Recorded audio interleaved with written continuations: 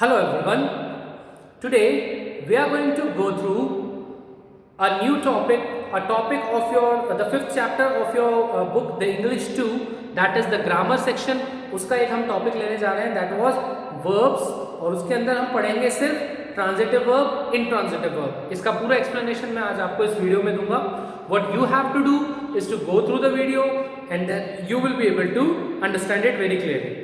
Class 8 English का explanation of the topic verbs. अब सबसे पहले मैं यहां पर दो वर्ड लिख रहा हूं, ट्रांजिटिव और इंट्रांजिटिव.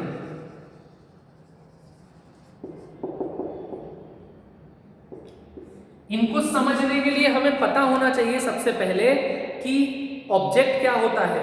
मैंने आपको जो है एक बेसिक के तौर पे मैं आपको थोड़ा सा एक डिस्क्रिप्शन देता हूं.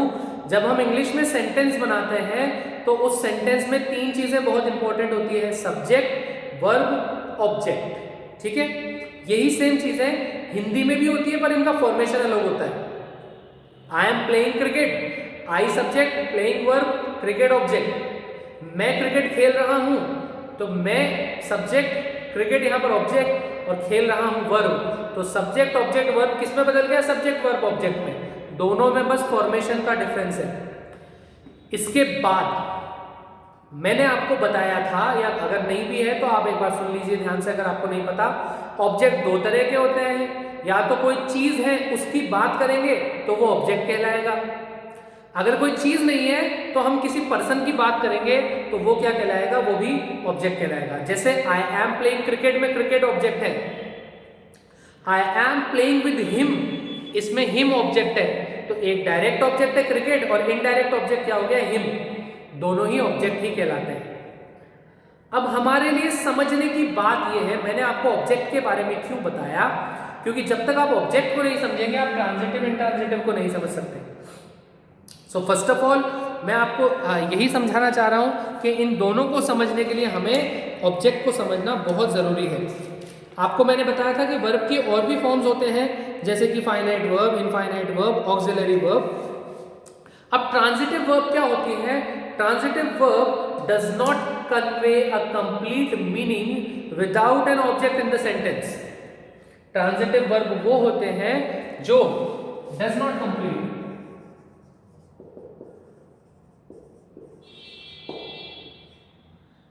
Meaning without object. और इंट्रांजिटिव वर्ब कौन सी होती है? जो कंप्लीट्स द मीनिंग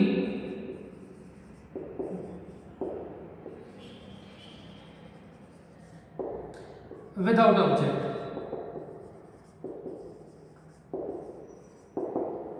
ठीक है, तो दोनों में डिफरेंसेस क्या हो गए? ये बिना ऑब्जेक्ट के कंप्लीट मीनिंग नहीं दे सकता, वो ट्रांजिटिव. जो बिना ऑब्जेक्ट के भी कंप्लीट मीनिंग दे दे वो इंट्रांजिटिव. इतनी बात समझ में आई ना? आगे बढ़ते हैं.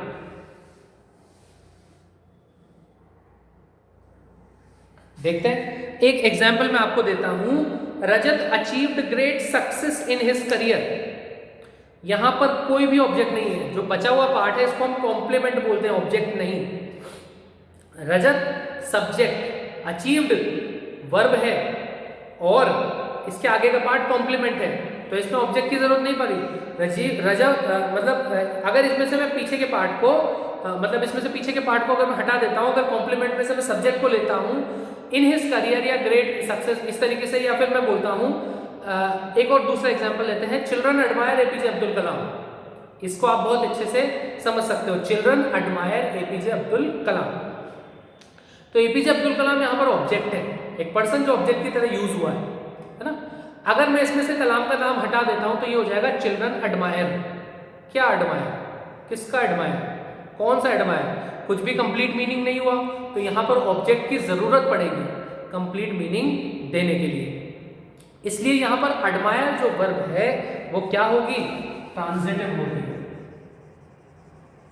क्योंकि बिना ऑब्जेक्ट के इससे कंप्लीट मीनिंग नहीं निकल रहा है. ठीक है, तो वो वर्ब जो बिना ऑब्जेक्ट के कंप्लीट मीनिंग नहीं देती वो ट्रांजिटिव. जो देती है, जैसे कि एग्जांपल मैं देता हूं आपको, द एक्ट्रेस ब्लश्ड एक एग्जाम्पल लिखा मैंने, द एक्ट्रेस ब्लश्ड। ब्लश्ड यहाँ पर क्या है, एक वर्ब है। कैसी वर्ब है? अब देखो इसके आगे कुछ नहीं आ रहा, यहीं से इसका मीनिंग, एक्ट्रेस क्या है, सब्जेक्ट है और ये वर्ब है, तो इसका मीनिंग भी कंप्लीट हो रहा है, सब कुछ अच्छे से जा रहा है, तो इसको ऑब्जेक्ट की जरूरत नहीं पड़ी अपने मीनिंग को कंप्लीट करने के लिए। तो ये कैसी वर्ब हो गई? इंट्रांजिटिव। ठीक है, ये है हमारा ट्रांजिटिव और इंट्रांजिटिव। इसके बाद में आ जाता है normally linking verb. Linking verb का मतलब होता है वो वर्ब जो या जिसको हम बोलते हैं ऐसी वर्ब जिसको हम इनकम्प्लीट प्रेडिक्शन में यूज करते हैं।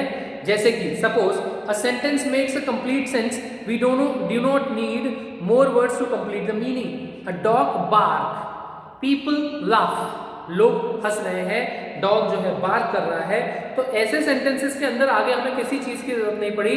तो ये ऐसे सेंटेंसेस हैं जिनसे हमें एक इनकम्प्लीट प्रेडिक्शन मिल रहा है बट कंप्लीट मीनिंग मिल रहा है। People are laughing, people laugh, laughing on whom, लोग हंस रहे हैं, किस पे हंस रहे हैं, क्या है, कुछ नहीं पता। तो ये होती है वर्ब्स ऑफ इनकम्प्लीट प्रेडिक्शन, जिससे हमें एक इनकम्प्लीट इंफॉर्मेशन मिलती है। Clear? So with this we have completed the topic verbs and transitive and intransitive verb. Transitive वो जो विदाउट ऑब्जेक्ट नई मीनिंग कंप्लीट दे सकती है, इंट्रांजिटिव वो जो विदाउट ऑब्जेक्ट भी कंप्लीट मीनिंग दे सकती है। अब वर्ब ऑफ इनकम्प्लीट प्रेडिक्शन कौन से होंगे? वो वर्ब जो इनकम्प्लीट सेंस देते हैं बट उसको एक सेंटेंस की फॉर्म में देखा जा सकता है। And sometimes it is not an action word, हमेशा वो एक एक्शन वर्ड हो ये जरूरी नहीं है। Clear? In the next video we'll do something else. Till then just go through the video and read your book. You'll be able to understand everything. I hope आपको समझ में आया होगा. Thank you.